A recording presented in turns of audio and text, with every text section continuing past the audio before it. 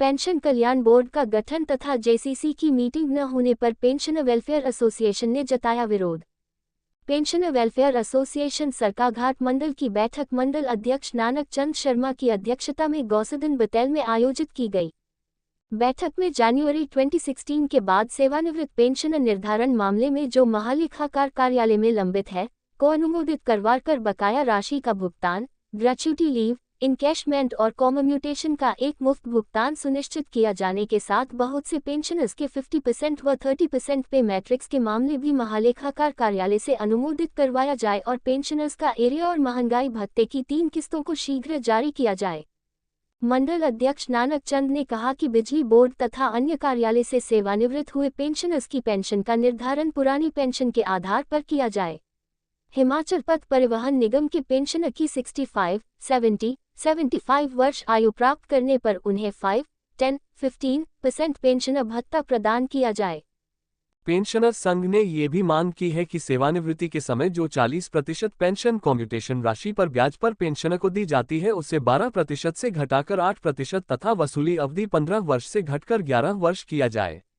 Pensioner संगठन ने सरकार से मांग की है कि शीघ्र ही पेंशन कल्याण बोर्ड का गठन किया जाए तथा जेसीसी की मीटिंग बुलाई जाए ताकि लंबित मामलों को शीघ्र निपटाया जा सके। नानक चंद शर्मा यहाँ सरकाघाट मंडल का पेंशनर वेलफेयर एसोसिएशन का अध्यक्ष हूँ। मैं डिस्ट्रिक्ट एजुकेशन ऑफिसर की पोस्ट से शिमला से सेवानिवृत्त हुआ हूँ और उसके बाद मैं प्रिंसिपल भी रहा बीएड कॉलेज का और उसके बाद मैंने यहाँ की ये जिम्मेदारी पेंशनर वेलफेयर एसोसिएशन के अध्यक्ष के नाते संभाली है। मैं पूरी तत्परता के साथ, बड़ी ईमानदारी के साथ इस कार्य को पिछले 15 वर्ष से कर रहा हूँ और हमारी मुख्य मांग ये है कि हमारे पेंशनर्स के जो बकाये की राशि है, चाहे वो लीव एनकैशमेंट है, चाहे ग्रेच्युटी है, चाहे वो कम्यूटेशन का अमाउंट है, उसको जो है अविलंब जो है सरकार रिलीज़ कराए और जिनके केसेस एजी हिमाचल प्रदेश में पेंडिंग हैं उनका शीघ्र ही अनुमोदन करके उसका जो है लाभ हमारे पेंशनर्स को मिले।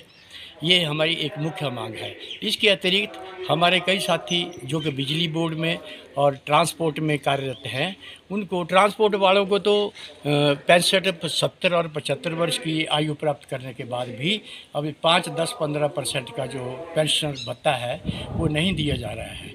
ये उनकी बहुत कम लोगों को मिल रहा है जो कि कोर्ट में गए और जिन्होंने वहाँ पर याचिका करके इसको हासिल किया। बिजली बोर्ड के कर्मचारियों का भी मांग है कि हमारा जो है पेंशन का जो चेंज है वो पुरानी पेंशन के आधार पर की जाए। इसका हमें पुरानी पेंशन के आधार पर पेंशन जो है मिले, क्योंकि हमें पुराने ही स्केल के ऊपर पुराने ही जो पेंशन हमें मिली है वही मिल रही है। इसके अतिरिक्त जो कम्यूटेशन अमाउंट है 40% जो मिलता है वो उस वक्त 12% ब्याज की दर से लगाया था, लेकिन आज ब्याज की दर जो है बहुत कम हो गई है, 8% है।